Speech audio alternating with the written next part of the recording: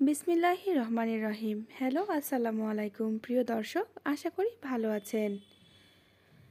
আমাদের 90 দশকে যাদের ছোটকাল কেটেছে, এই কটকটির কথা সবারই মনে পড়ে।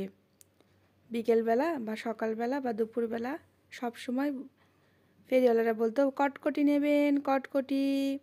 আজ আমি আপনাদের জন্য বানিয়েছি সেই কটকটি রেসিপি। দেখুন ভেতরটা কত ফাঁপা হয়েছে, আর এটি প্রস্তুত প্রণালীটাও খুব সহজ। তো আমি আর কথা বাড়াচ্ছি না, সরাসরি রেসিপিতে চলে যাচ্ছি। কটকটি তৈরির জন্য আমি একটি প্যানে প্রায় 100 গ্রাম গুড় দিয়ে দিয়েছি। এটি আখের গুড় ছিল। গুড়টা হালকা হালকা গলতে শুরু করেছে। গুড়টা আস্তে আস্তে গলে যাবে।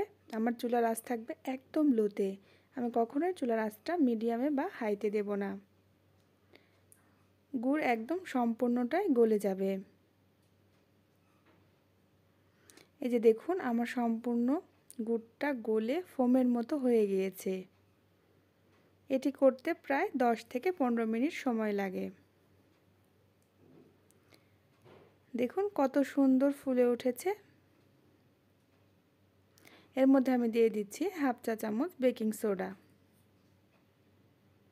দিয়ে আমি খুব ভালোভাবে এই গুড়ের মিশ্রণটির সাথে মিশিয়ে নেব। দেখুন কত সুন্দর ফুলে উঠছে। রসায়ন বইতে আমরা পড়েছিলাম এরকম রাসায়নিক বিক্রিয়ার কথা, কিন্তু আজ তা বাস্তবে প্রমাণ পাচ্ছি। দেখুন কীরকমভাবে ফুলে উঠল জিনিসটা। আমরা খুব তাড়াতাড়ি করে এই মিশ্রণটাকে একটা পেপারের মধ্যে দিয়ে দিব। তো একটা পেপারে আমি আগে থেকে একটু ঘি ব্রাশ করে রেখেছিলাম। এবার সেই মিশ্রণটা আমি এর মধ্যে দিয়ে দিচ্ছি। লেখালেখি করার কাগজ আপনারা চাইলে বাটার পেপারও ব্যবহার করতে পারেন, কোনো প্রবলেম নেই। এভাবে সব মিশ্রণটা আমি আস্তে আস্তে করে এই ঘি মাখানো কাগজটির ওপর দিয়ে দিচ্ছি। সকলের কাছে একটি অনুরোধ, আমার চ্যানেলটিকে সাবস্ক্রাইব করে দেবেন, ভিডিওতে একটি লাইক দিয়ে দেবেন, শেয়ার করবেন, কমেন্ট করবেন। তো আমার প্রায় সবটুকু মিশ্রণ কাগজের উপর দেওয়া হয়ে গিয়েছে।